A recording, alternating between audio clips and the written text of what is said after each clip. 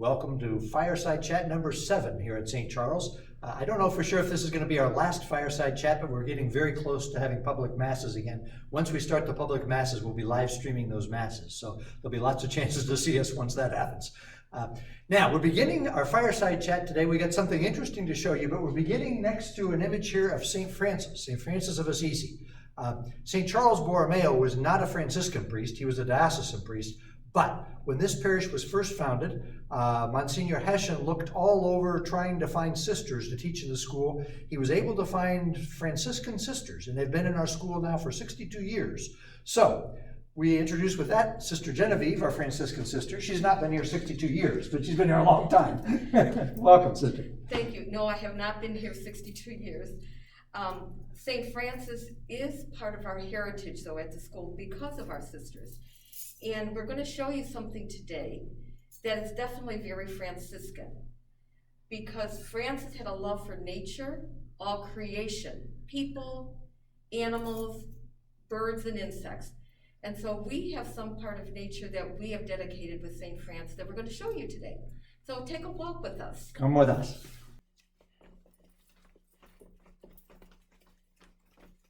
We are now at the garden entrance.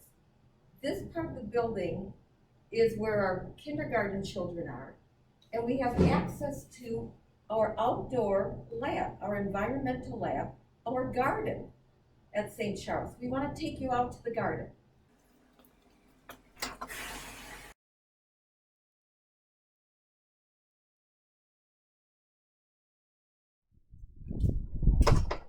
It's a decent-sized garden. It's actually a classroom by definition, and we call it our environmental lab.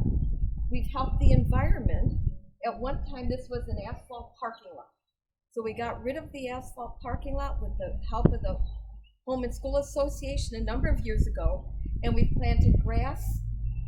We had Rosa Sharon bushes given to us, just little twigs we've planted. We have the remnants of our bat house. The winter took its toll. The first graders study about bats, and so we have a bat house that normally is on this pole. And the bats are great for keeping mosquitoes away. Since we did not have our spring in school, our first graders were not able to plant their sunflowers.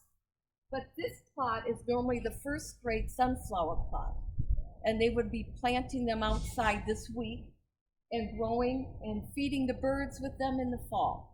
So those are our sunflowers. We will have to take care of them. This is our butterfly garden. As you can see, we're getting it spruced up for the season. And our butterfly bush is in the middle. And we do get butterflies that come and visit us throughout the summer. And there's St. Francis watching over them. One of our Boy Scouts created this with an eagle project. On this side, we have 5 raised beds. We'll plant some vegetables in the first bed. This one gets a lot of shade, so it'll get some annuals that need shade. We have a grapevine that I trimmed down in February, so it's starting its growth, and we'll get some good grapes on there in the fall. We're going to replant our raspberry bush, which died. It'll be in probably the last plot down here.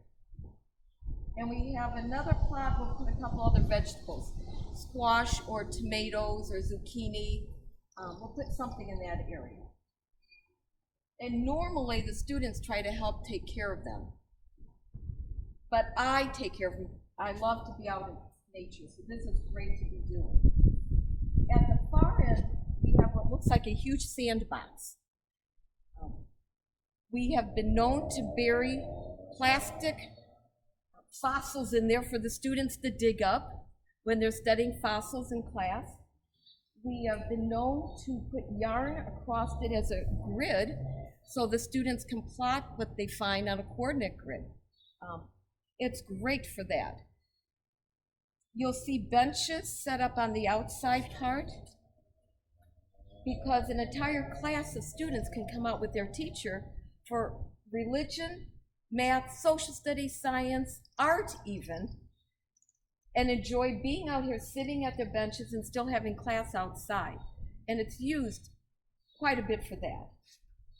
Now this part you see with water, we built a pond, and right now everything is trimmed down nicely. As we get warm weather, it won't be. The grasses will be tall, the water irises will be blooming, we have lily pads that'll be blooming. We also have out here several turtles, we have some goldfish, we have a catfish, we have a bass, and we had a huge bullfrog last summer and in the fall. I'm not sure if the bullfrog is still around or not. I haven't seen him this spring. But it will get very grown, and we have pumps in there keeping the water circulating as well. The deck is great for an observation deck. So the students can go up there, put their notepad down and write notes or diagram what they're seeing, however the teacher uses it. All the work for the project out here were done by parishioners. Parishioners helping, making donations, Eagle Scouts. The Knights of Columbus built the shed for me the other year, I think 2 years ago, which is great for our supplies. We have a rain barrel on the other side. So we are trying to teach the students a little bit about our environment and ecology, besides enjoying nature, and that makes it a very peaceful, calming time for them. Our pond here is blooming with all kinds of wildlife. We have in this pond a very large catfish. I'm not sure how old he is. He's been here longer than I have. About that long, and the ugliest fish you ever saw. We've also got a largemouth bass. I've been feeding him minnows. I offered to feed some minnows for our fireside chat today, but Sister was worried that was a little too violent as we're thinking about St. Francis, so we're not going to feed him today. But I do have some dried anchovies. We got two little painted turtles who are very social and usually come when you toss in some anchovies. We'll see what happens. We've also got several goldfish that I put in here. They're now 2.5 years old. They've grown quite big. You're probably not going to be able to see them in this photo, I'm not sure. Goliath, Romulus, and Ginny are our goldfish. I've been putting in little goldfish, but now our bass is big enough that he eats them. So we're down to 3 goldfish. But we got a beautiful spot out here. Once the water lilies are blooming, once the grasses have grown back up, we're going to put in another tree or two. We have a beautiful spot out here. I know also one of our Boy Scouts has been thinking about a project of refinishing the deck. So this is the project we wanted you to see. With that, just a reminder, this next weekend is when we return to public masses, the weekend of May 23rd and May 24th. A reminder, everybody will have to wear a mask to come to church. A reminder, there's no obligation, and if you're at risk, you're probably better staying at home and watching a live stream. We're going to live stream our 11 o'clock Mass every Sunday. Also a reminder, you need to come through the gathering space doors. We're only going to have that entrance open.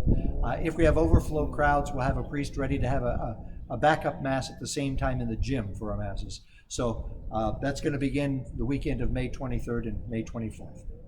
With that, we introduce our guest speaker today.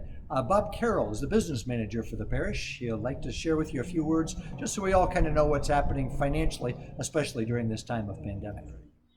Hi, I'm Bob Carroll. I'm the business administrator here at St. Charles, and I want to give you an update on what's been going on during this pandemic. In March, the bishop declared that parish business offices were essential services, and so we've actually been open the entire time, full hours, during the pandemic. Although not all employees were here every day, this week marks the return of all employees, maintenance and business office employees, back for a full work week. So we're here, we're ready to help anybody that has any needs from the business office.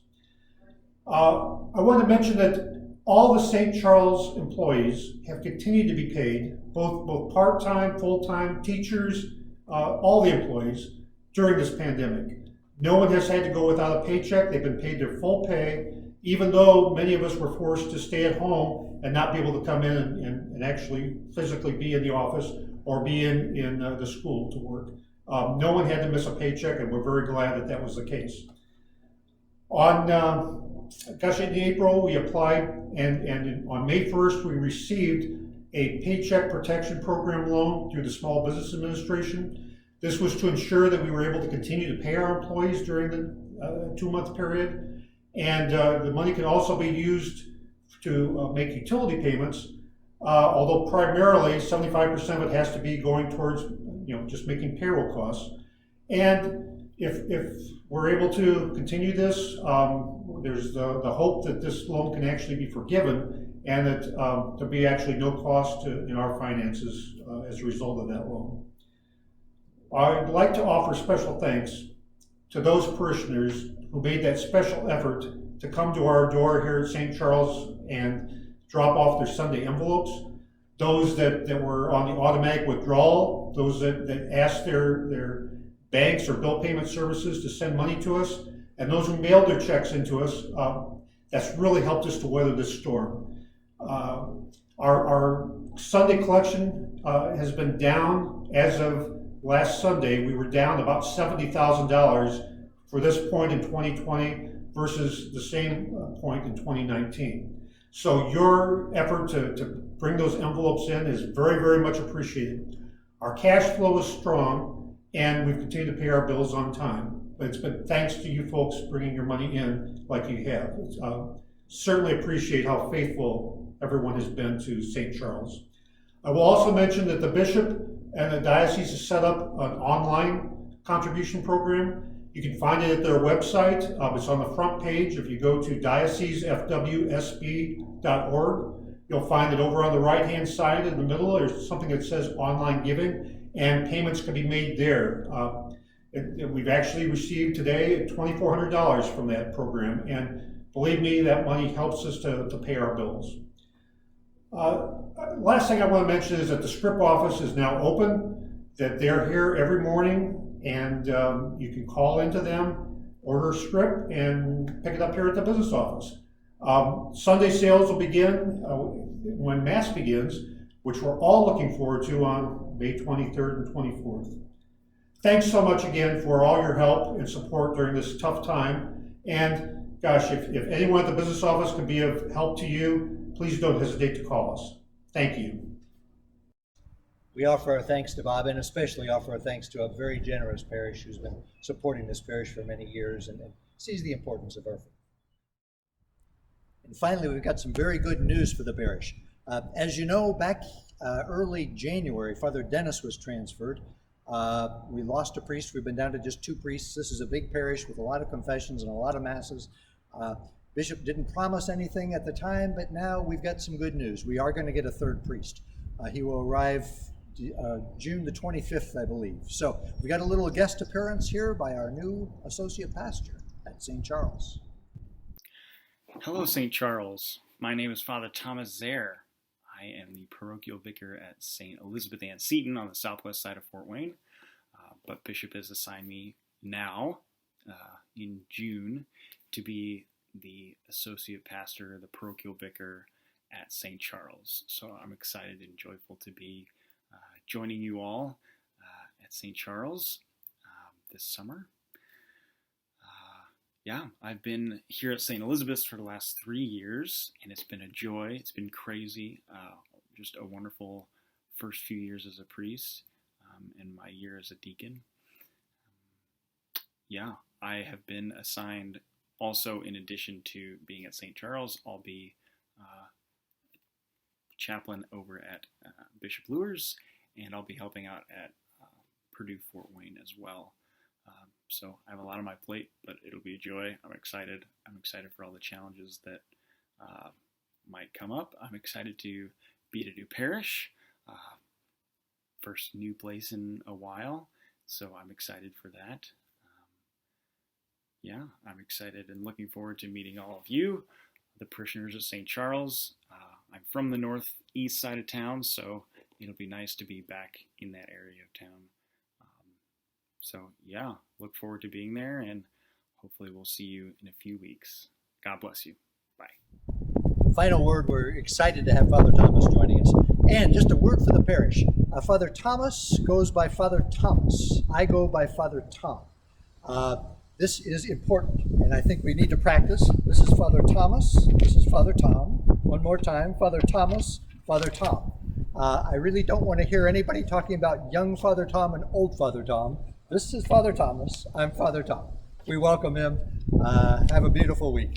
May the blessings of Almighty God be with you. Father, Son, and Holy Spirit. Amen.